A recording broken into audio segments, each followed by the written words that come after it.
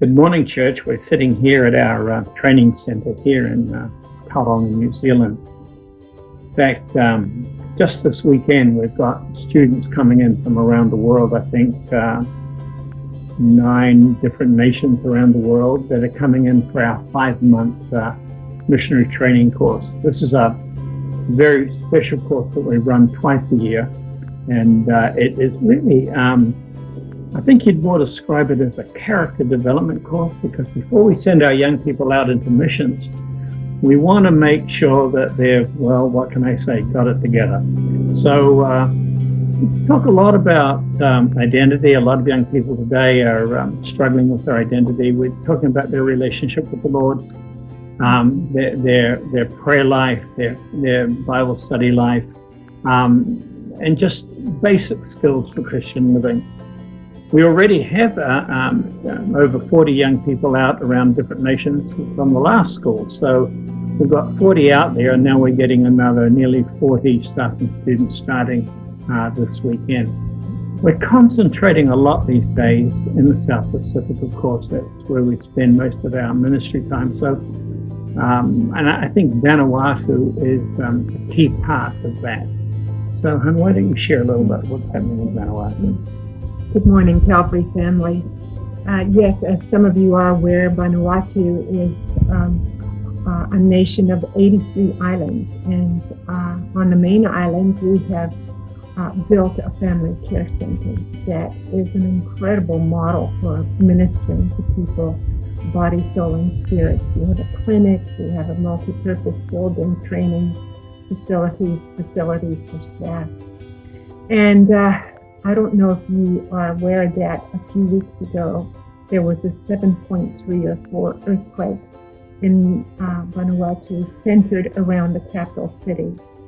And so unfortunately many of the buildings there actually collapsed and there was loss of life.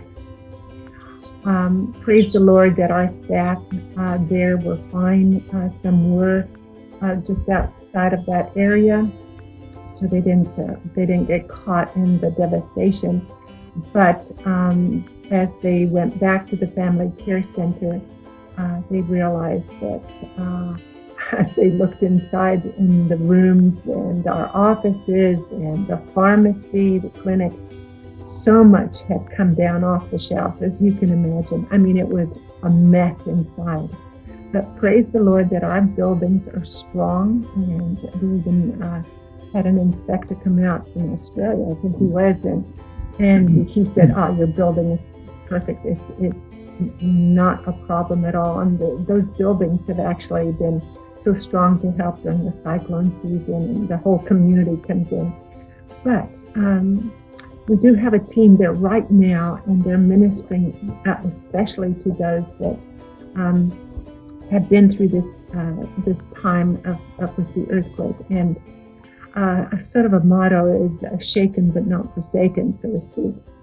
Yes, their hope was shaken. A lot of young people or young families in our community, they've been shaken. There were several tremors that happened after the big earthquake. There were still large mini earthquakes, not as heavy as 7, but still very, it has brought some trauma. So would you please pray for our team that's there right now, that they would take that message of hope in Jesus. And we know that the Lord's wanting to really wanting us to disciple this nation for Him in so many different areas. So thank you for your prayers. We appreciate it so much. The programs that are helping out of the Family Care Center are really critical programs.